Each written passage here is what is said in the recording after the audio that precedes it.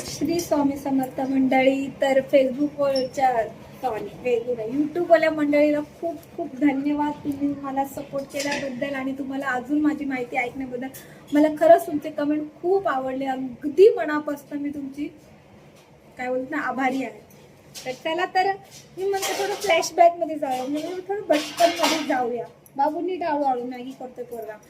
म्हणजे बचपन ऐकलं नाही ते बचपन मी काल सांगायचं मी एवढी इमोशनल झाली की मला सुरुवातीलाच सांगावं असं वाटलं. आणि हां, माझा हा मोठा ब्लॉग असणार आहे, तर प्लीज यूट्यूबवाल्या लोकांनी माझा मोठा ब्लॉग बघा आणि माझ्या चॅनलला लाईक, सबस्क्राईब आणि छान छान कमेंट जसे असे केले तसे करावा. आणि फेसबुकवाल्यांनी पण प्लीज जरा छान छान कमेंट करा.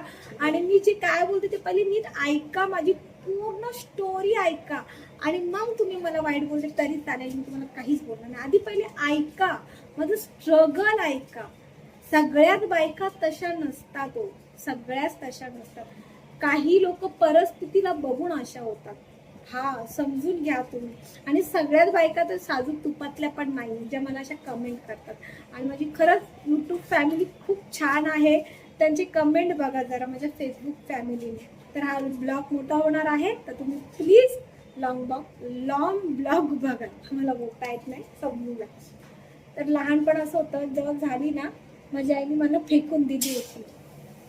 रडायचं नाही आणि इमोशनल व्हायचं नाही, स्वामींचं नाव घ्यायचं, सगळं सांगायचं, कारण तुम्ही माझी फॅमिली आहात. मला असं वाटतं की मी माझं लाईफची स्ट्रगल तुम्हाला शेअर करावी.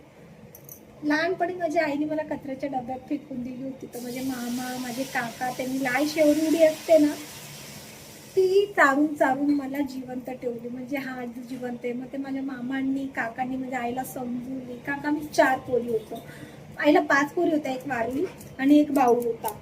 तर लुसी, तर मला लास्ट पोरगी झाल्यामुळे मला फेकून दिली होती.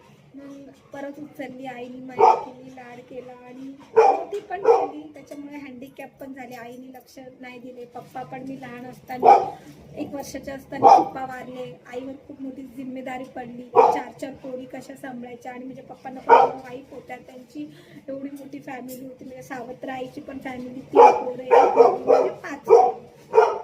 आता मला माझा फॅमिलीचा बॅकग्राऊंड नाही सांगायचा आहे का, कारण माझ्या बाहेरच्या लोकांना आवडेल नाही आवडेल म्हणून मला त्यांचा बॅकग्राऊंड बिलकुल नाही सांगायचं. तर त्याच्यामुळे तर खरंच सॉरी.